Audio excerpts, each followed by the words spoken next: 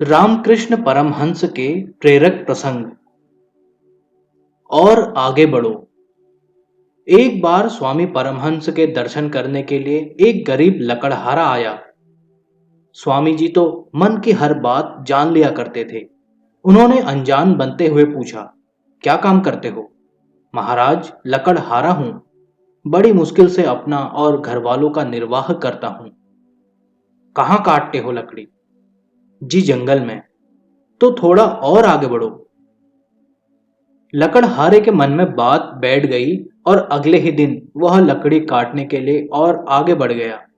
उसे वहां चंदन के पेड़ मिले। कुछ दिनों बाद वह पुनः स्वामी जी के दर्शन करने पहुंचा तो स्वामी जी ने पूछा, क्या हाल है? कृपा है महाराज।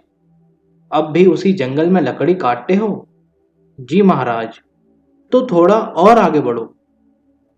अगले दिन वह और आगे बढ़ा तो उसने देखा कि वहां चांदी की एक खान है। वह प्रसन्न मुद्रा में स्वामी जी के चरणों में धन्यवाद करने पहुंचा, किंतु उसके कुछ भी बोलने से पहले ही स्वामी जी ने फिर वही दोहरा दिया, और आगे बढ़ो। कुछ दिनों में आगे बढ़ते बढ़ते उसे सोने की, फिर हीरे की खानें मिलने लगी।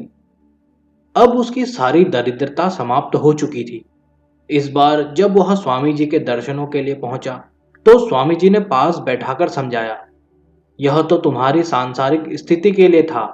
अब तुम बिल्कुल ऐसे ही ईश्वर की साधना के मार्ग में भी आगे बढ़ो और आगे बढ़ते जाओ। वह धनी बन चुका लकड़हारा दिव्य ज्ञान पाकर स्वामी जी का परम भक्त बन गया।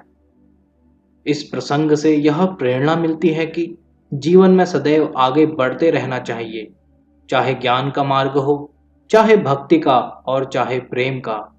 हर मार्ग में आगे और आगे बढ़ते रहने पर ही उपलब्धियां हासिल होती हैं।